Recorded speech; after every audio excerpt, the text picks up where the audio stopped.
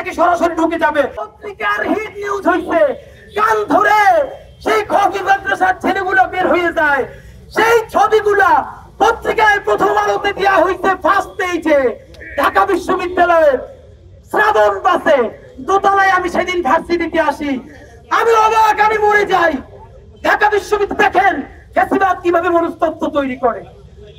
এখন কথা বলবার কথা ছিল, এই ছেলেরা যদি ঢাকা দখল করতেও আসে, এই ছেলেরা যদি সারা রাত ঢাকা অবস্থান করতেও আসে, তারা তো এই রাষ্ট্রের ট্যাক্স পেয়ার, এই রাষ্ট্রের নাগরিক।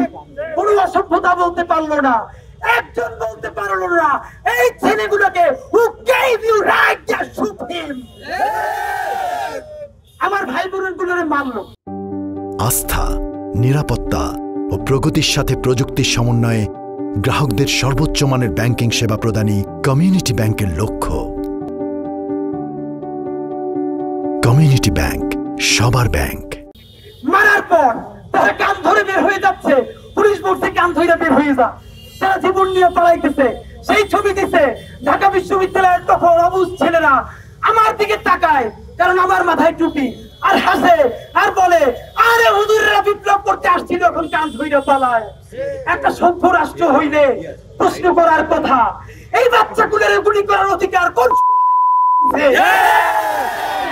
তখন তোমরা ছাত্রার পক্ষে দাঁড়াইতে পারো নাই।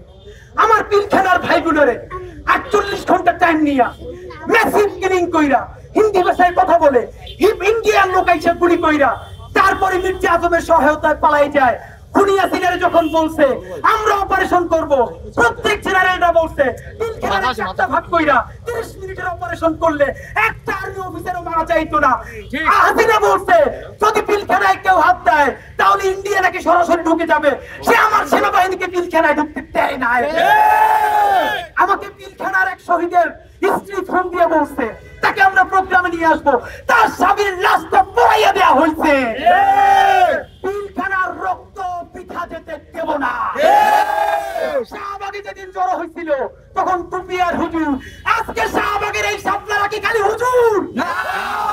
যদি শাহবাগ নিয়ে নতুন রাজনীতি করতে চাও, আওয়ামী লীগকে ফিরে আনতে চাও, চাইনা ছিঁড়ে ফেলবো।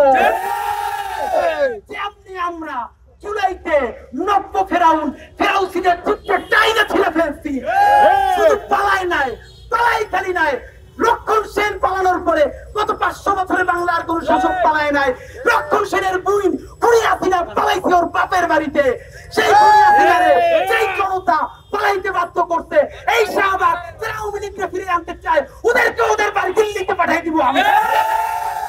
সুতরাং নতুন কোন রাজনীতি করতে চাও তুই শাহবাগকে নিয়া, বাপের বেটা হয়ে থাকলে ফেসবুকে পোস্ট না দিয়া শাহবাগে আয়, রক্তের উপরে দিয়া, আমাদের বুকের উপর দিয়া তোর শাহবাগ লাগানো লাগবে। আপনারা বলতে পারেন মূলধারার একজন মানুষ কেমনে বলে।